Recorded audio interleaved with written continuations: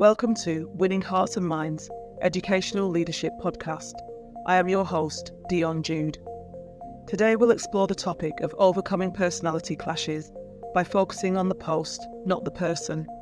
We'll delve into the importance of professional conduct and how it can foster a positive working environment even when personalities don't always align. This episode will reference insights from Crucial Conversations by Kerry Patterson. Personality clashes are inevitable in any workplace, and schools are no exception. As educators, we often work in close quarters, collaborating on a range of initiatives and projects. With such proximity, differences in personality, values, and communication styles can sometimes lead to friction. However, it's crucial to remember that our primary focus should always be on delivering the best outcomes for our students. This means putting aside personal differences and concentrating on the professional contributions of our colleagues. I learned this invaluable lesson from a cherished head teacher early in my career. They taught me the importance of focusing on what a colleague brings to the table rather than getting caught up in who they are being. It's not about ignoring bad behaviour, which should always be addressed, but about maintaining professionalism and recognising the positive aspects of our colleagues' contributions. Let me share a personal experience to illustrate this point. There was a time when I struggled with the behaviour of a fellow leader. I overheard them gossiping about me, which hurt and frustrated me. For a while, I held a grudge and allowed it to affect my interactions with them. This tension was not only affecting our working relationship, but also had the potential to impact our team's effectiveness. After some reflection, I realised that holding on to this resentment was counterproductive. I decided to take the advice of my head teacher and focus on the post, not the person. I requested a restorative meeting to clear the air.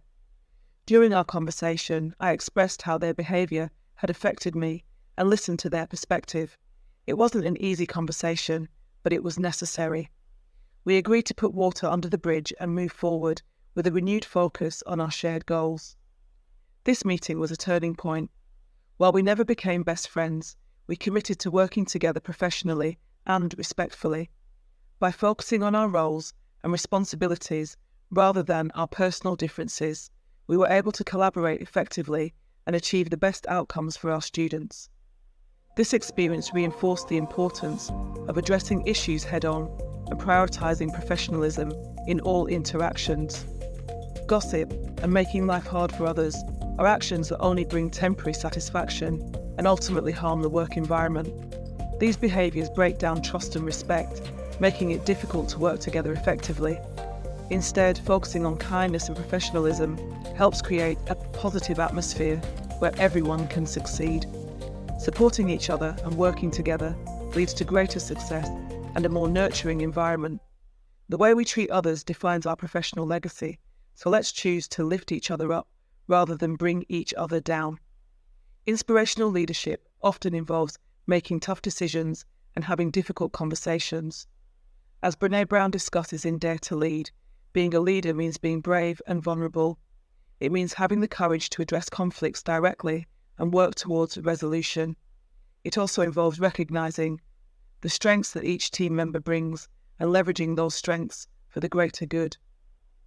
Reflecting on this, I encourage you to think about your own experiences with personality clashes.